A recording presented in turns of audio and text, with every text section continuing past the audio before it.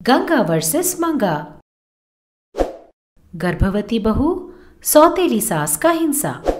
एक दिन गंगा अपने किसी रिश्तेदार से मिलने के लिए उनके गांव जा रही थी। वो देखती है कि रास्ते में एक जगह लोग भीड़ बनाकर खड़े हुए थे।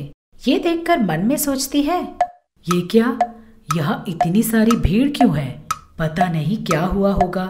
इस तरह वो मन में सोचती है। वहाँ एक औरत जो पेट से थी, चक्कर खाने की वजह से गिरी हुई थी। ये देखकर गंगा दौड़ते हुए उस औरत के पास जाकर अपने बोतल में से थोड़ा पानी पिलाती है। वहाँ खड़े खड़े तमाशा देख रहे लोगों से गंगा बोलती है, ये सब क्या है? तुम लोग मनुष्य हो या जानवर? बेचारी एक गर्भवती औरत रास्ते में पड़ी हुई थी और तुम लोग पिक्चर देख रहे थे। शर्म नहीं आती तुम लोगों को? इस तरह वो वहाँ पे खड़े सब लोगों को डांटती है। तब वहाँ खड़ा हुआ एक आदमी बोलता है, देखिए, मदद तो हम भी करना चाहते थे, लेकिन अगर इसकी सौतेली सास को पता चल गया तो वो हम सबको बहुत परेशान करती। इस तरह वो आदमी बोलता है। तभी वहाँ खड़ा दूसरा आदमी बोलता है, रिश्ते में तो वो इस लड़की की सौतेली सास लगती है, लेकिन फिर भी वो अपनी गर्भवती बहू को बहुत दुख देती है। वो बोलता है। तब वहीं पे खड़ी एक औरत बोलती है, फिर भी अगर हमने उस लड़की की मदद कर भी दी तो इस लड़की को वो घर जाने के बाद लकड़ी से खूब पिटाई करती है बेचारी। तब वहीं खड़ी एक और औरत बोलती है, बस इतना ही नहीं, बेचारी को खाना भी नहीं देती। दाल चावल यहाँ तक कि नमक मिर्ची भी एक अटैची में रखकर ताला डाल देती है। बेचारी ठीक से खाना नहीं मिलता, इसी वजह से चक्कर खाकर गिर गई। इस लड़की का तो उसने जीवन बदतर बना दिया है, राक्षस कहीं की। उन सब की बातें सुनकर वो गर्भवती औरत बोलती है, अरे नहीं नहीं, उनके बारे में इतनी बुरी बातें मत बोलिए। उसकी बातें सुनकर गंगा कुछ सोचकर बोलती है, तुम चुप रहो बेटी, इतना भी अच्छाई किसी काम का नहीं होता। वो सब तो ठीक है, तेरा नाम क्या है? मेरा नाम दुर्गा है। क्या कहा? नाम है दुर्गा और भूदेवी की तरह धीरज धर के रखी हो? ऐसा कैसे चलेगा बेटा? हाँ, वैसे भी ये गलती तेरी नहीं। अगर शरीर में ताकत ही नहीं होगी तो तुम भी भला क्या कर पाओगी? ठीक है, तुम यही रुको, मैं तेरे लिए कुछ लेकर आती हूँ। ऐसा बोलकर उस लड़की के लिए जूस लाने जाती है। जब तक गंगा जूस लेकर वापस आती है, दुर्गा वहाँ नहीं होती। ये देखकर गंगा वहीं खड़े लोगों से पूछती है, जरा सुनिए, ये लड़की अभी अभी यही थी, कहाँ गई? इस तरह गंगा पूछती है। तब वहीं खड़ी औरत बोलती है, अरे हमने आपको बोला था ना कि उसकी सास बहुत ही गंदी औरत है। घर आने में इतनी देर क्यों हो गई बोलते हुए बेचारी पेट से है, फिर भी उसे मारते हुए अपने घर लेकर गई है।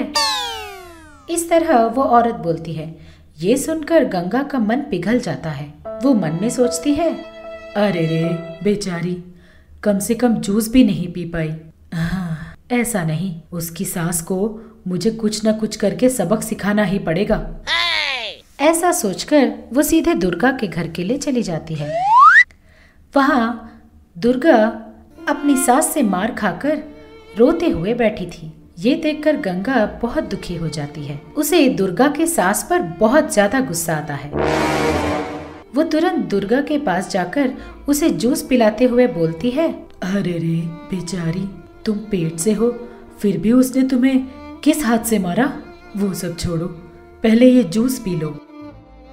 ऐसा बोलकर उसे जूस पिलाती है। तब दुर्गा बोलती है, अरे रे, मुझे नहीं चाहिए, प्लीज आप यहाँ से चली जाइए। अगर मेरी सास को पता चल गया कि आप मेरी मदद कर रही हैं, तब वो बहुत ज्यादा और गुस्सा हो जाएगी। मेरी बात मानिए और यहाँ से चली जाइए। इस तरह वो रोते रोते बोलने लगी। तब गंगा बोलती है, अरे इतना भी क्या डर रही हो लड़की? पहले तुम मुझे जी जी करके बुलाना बंद कर दो। तुम अच्छे से मुझे माँ जी करके पुकारो। मैं तुम्हारे लिए माँ समान हूँ, समझ गई? अब तुम चुपचाप इस जूस को पी जाओ। तेरी सास का क्या करना है वो मैं देख लूंगी। इस तरह गंगा बोलती है। तब दुर्गा बोलती है, अरे रे नहीं माँ जी नहीं, वो बेकार में आपका अपमान कर बैठेगी। मेरी सास बहुत बुरी है, बहुत बुरी। इस तरह वो डरते हुए बोलती है। तब गंगा हंसते हुए कहती है, तेरी सास ने चंद्रमुखी को देखा होगा, चंद्रकला को भी देखा होगा, लेकिन उसने मंगा की सास गंगा को कभी नहीं देखा। बताती हूँ, अभी उसको सबक सिखाऊंगी ना। लेकिन तुम बिना कुछ कहे इस जूस को पी जाओ, समझ गई बेटी? ऐसा बोलकर गंगा वहाँ से दुर्गा की सास के पास जाती है। दुर्गा की सास टीवी के सामने बैठकर अपने मन में सोच रही थी, अरे रे, मार मार के तो मैं थक गई हूँ और बहुत भूख भी लगी है। ऐसा सोचकर वो अपने प्लेट में चावल परोसती है। ये देखकर गंगा धीरे से मुस्कुराकर कुछ जादू करती है। उस जादू की वजह से दुर्गा की सास जितने बार भी अपने मुंह में खाना रखना चाहती थी, चावल उसकी मुंह से उतने ही दूर चले जाते थे। तब दुर्गा की सास सोचती है, अरे ये सब क्या हो रहा है? ये चावल कैसे भाग रहे हैं? ऐसा सोचकर वो बड़े डरते हुए उस चावल को घूरने लगी। डर के मारे उसे हिचकियां शुरू हो गई। वो पानी पीने के लिए मटके के पास पहुंचती है, लेकिन उसको देखते ही वो मटका भी उससे दूर भागने लगा।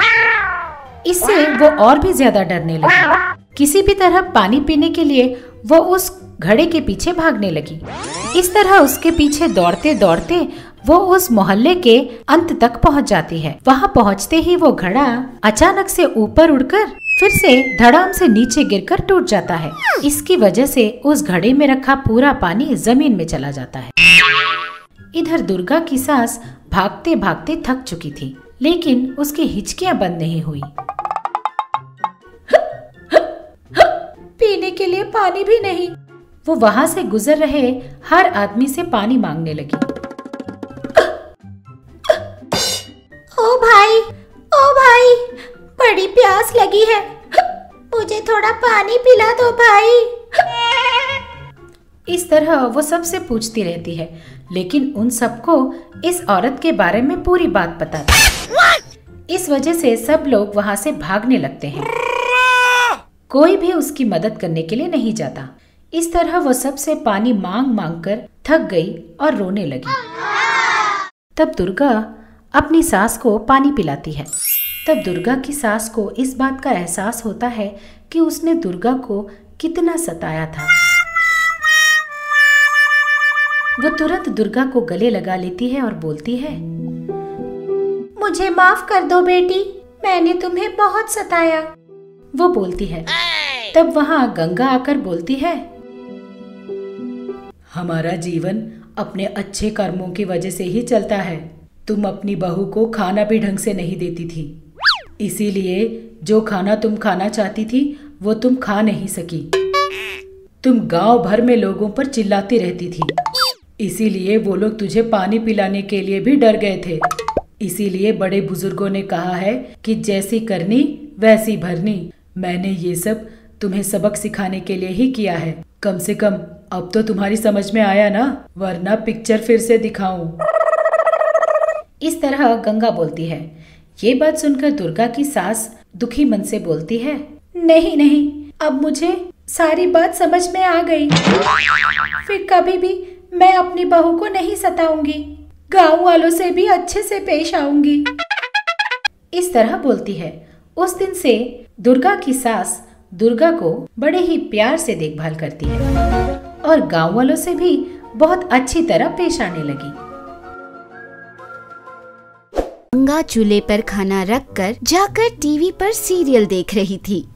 सीरियल देखते देखते उसने चूल्हे पर खाना जलने पर भी ध्यान नहीं दिया। चूल्हे पर खाना जलता देख गंगा वहाँ दौड़ती हुई चली आई।